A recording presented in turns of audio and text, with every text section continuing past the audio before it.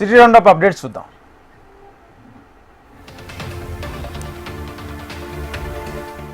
Cantonment MLA Shri గణేష్పై corporation మాజీ chairman Krishank fire అయ్యారు. ఎంతవరకు కంటోన్మెంట్కు 5,000 కోట్ల రూపాయలతో అభివృద్ధి చేశామంటూ చెప్పిన మాటలని అబద్ధమని తేలిపోయిందన్నారు. కంటోన్మెంట్ బోర్డుకు ఎన్నికలు పెట్టకుండా బోర్డులో నామినేషన్ సభ్యులతో నడిపిస్తూ బీజేపీ ఇవ్వని నిధులు ఇచ్చినట్లు చూపించి కాంగ్రెస్ పార్టీ ప్రజలను మోసం చేస్తుందని, వారు మోసం చేస్తున్న అసెంబ్లీ సాక్షిగా తేలిపోయిందని క్రిషాంక్ తెలిపారు.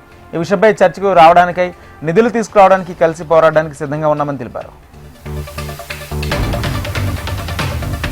తెలంగాణ రాష్ట్రంలో ప్రధాన 3 పార్టీలతో పాటు తమ పార్టీ కూడా పోటీ చేస్తుందని టీఆర్ఎల్టీ రాష్ట్ర అధ్యక్షులు కపిలభాయ్ దిలీప్ కుమార్ అన్నారు.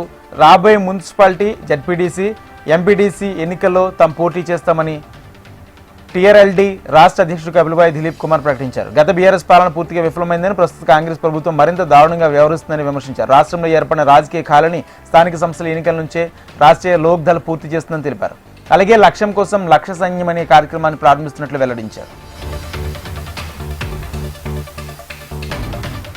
తెలంగాణ మెడికల్ కౌన్సిల్లో నాన్ మెడికల్ వారిని చేర్చే జీవో నెంబర్ 229ను వెంటనే రాష్ట్ర ప్రభుత్వం ఉపసంహరించుకోవాలని పలు వైద్య సంఘాలు డిమాండ్ చేశాయి. హైదరాబాద్ కోటి ఐఎంఏ హాల్లో ఏర్పాటు చేసిన సమావేశంలో ఐఎంఏ రాష్ట్ర కార్యదర్శి డాక్టర్ అశోక్, హెచ్ఆర్డీఏ అధ్యక్షుడు డాక్టర్ కార్తీక్, జోడా నాయకులు పాల్గొన్నారు. ఇటీవల తెలంగాణ ప్రభుత్వం తీసుకొచ్చిన జీవో నెంబర్ 229 చట్టవిరుద్ధంగా ఉందని అన్నారు.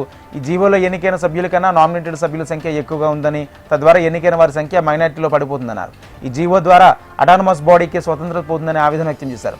ఈ జీవోను రద్దు చేయాలని, లేని పక్షంలో తమ భవిష్యత్ కార్యాచరణ ప్రకటిస్తామని హెచ్చరించారు.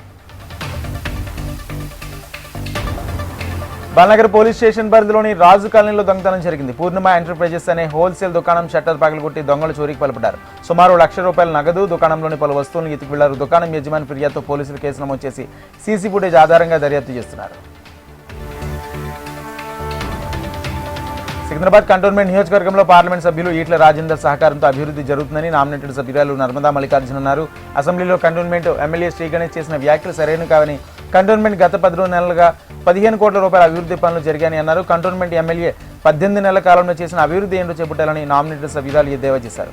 రాష్ట్ర ప్రభుత్వం నుంచి వచ్చే టీపీటీ ఛార్జీలను కూడా పోరాడి తేవాల్సిన బాధ్యత ఎమ్మెల్యేలని అన్నారు. కంటోన్మెంట్ ప్రజలకు విలీనమా లేక ఎన్నికల అన్న విషయంలో స్పష్టత ఇవ్వాలని కోరారు.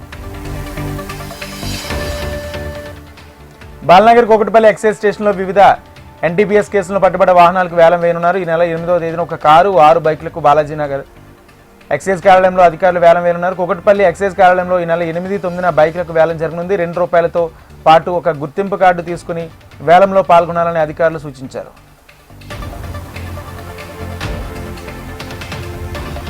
బీహార్కి చెందిన 2 వ్యక్తులు గుర్తెలిన వాహనంపై నందిగాం నుంచి మేడ్చల్ ఆక్సిజన్ పార్క్ వరకు వచ్చి గంజాయిని విక్రయానికి ప్రయత్నిస్తుగా మేడ్చల్ ఎస్ఓటీ పోలీసులు పట్టుకున్నారు. ఆక్సిజన్ పార్క్ పరిసరాల్లో అనుమానాస్పదంగా ఉన్న వారిని గమనించిన ఎస్ఓటీ పోలీసులు అదుపులోకి తీసుకుని మేడ్చల్ పోలీస్ స్టేషన్కు అప్పగించారు. వారి వద్ద నుంచి సుమారు కిలోన్నర గంజాయి స్వాధీనం చేసుకున్నారు. ఈ ఘటనపై కేసు నమోదు చేసిన దర్యాప్తు చేపట్టిన మేడ్చల్ పోలీసులు తెలిపారు. మేడ్చల్ జిల్లా ఎన్ఎల్బీ నగర్లో గంజాయి సేవించిన 2 యువకులు హల్చల్ చేశారు. హనుమాన్ టెంపుల్ దగ్గర గంజాయి తాగుతున్న పవన్ కళ్యాణ్, సంఘీ అనే యువకులను కాలనీ మహిళలు ప్రశ్నించారు. దీంతో మహిళలపై ఆ యువకులు దాడికి పాల్పడ్డారు. శ్రీరామ్ దళ కార్యకర్తల సహకారంతో గంజాయి సేవించిన 2 యువకులను పోలీసులకు అప్పగించారు. దాడికి పాల్పడ్డ యువకులపై పోలీసులు కేసు నమోదు చేసి అదుపులోకి తీసుకున్నారు.